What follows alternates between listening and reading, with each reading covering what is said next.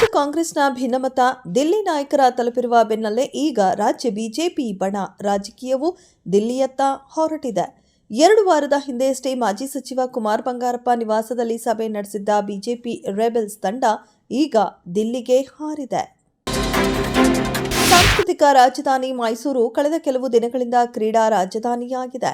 ನಮ್ಮ ಪ್ರಧಾನಮಂತ್ರಿಗಳ ಆಶಯದಂತೆ ನಿರಂತರವಾಗಿ ಕ್ರೀಡಾ ಸ್ಪರ್ಧೆ ಆಯೋಜಿಸುತ್ತಿದ್ದು ಹಗ್ಗ ಜಗ್ಗಾಟ ಯಶಸ್ಸಿನ ಜೊತೆಗೆ ಆಕರ್ಷಣೆ ಪಡೆದಿದೆ ಎಂದು ಮೈಸೂರು ಕೊಡಗು ಸಂಸದ ಯದುವೀರ್ ಕೃಷ್ಣದತ್ತ ಚಾಮರಾಜ ಒಡೆಯರ್ ತಿಳಿಸಿದ್ದಾರೆ. ವಿಧಾನ ಪರಿಷತ್ ಸದಸ್ಯ ಸೂರಜ್ ರೇವಣ್ಣ ವಿರುದ್ಧದ ಅಸಹಜ ಲೈಂಗಿಕ ದೌರ್ಜನ್ಯ ಪ್ರಕರಣಕ್ಕೆ ಸಂಬಂಧಿಸಿದಂತೆ ಬಿ ರಿಪೋರ್ಟ್ ತಿರಸ್ಕರಿಸಿ ತನಿಖೆ ಮುಂದುವರಿಕೆಗೆ ನ್ಯಾಯಾಲಯ ಆದೇಶ ನೀಡಿದೆ. 42ನೇ ಎಸಿಜೆಎಂ ನ್ಯಾಯಾಲಯ ಆದೇಶ ನೀಡಿದ್ದು ಡಿಸೆಂಬರ್ 29ರ ಒಳಗೆ ತನಿಖಾ ವರದಿ ಸಲ್ಲಿಸುವಂತೆ ಎಸ್ಐಟಿ ಪೊಲೀಸರಿಗೆ ಸೂಚನೆ ನೀಡಿದೆ.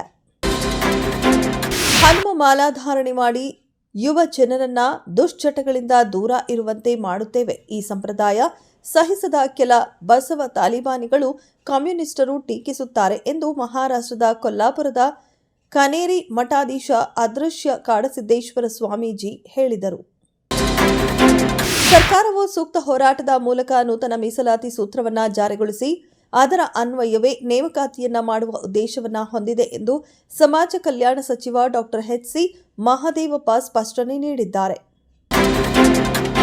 ಕರ್ನಾಟಕದಲ್ಲಿ 25,000 ಮೆಗಾವ್ಯಾಟ್ ನವೀಕರಿಸಬಹುದಾದ ಇಂಧನ ಉತ್ಪಾದನೆ ಸಾಧಿಸಿದ್ದು ಇದು ದೇಶಾದ್ಯಂತ ಸ್ಥಾಪಿಸಲಾದ 2.50 ಲಕ್ಷ ಮೆಗಾವ್ಯಾಟ್ ಸಾಮರ್ಥ್ಯದ ಶೇಕಡಾ 10.24ರಷ್ಟಿದೆ ಎಂದು ಕೇಂದ್ರ ಹೊಸ ಮತ್ತು ನವೀಕರಿಸಬಹುದಾದ ಇಂಧನ ಸಚಿವ ಪ್ರಹ್ಲಾದ್ ಜೋಶಿ ತಿಳಿಸಿದರು.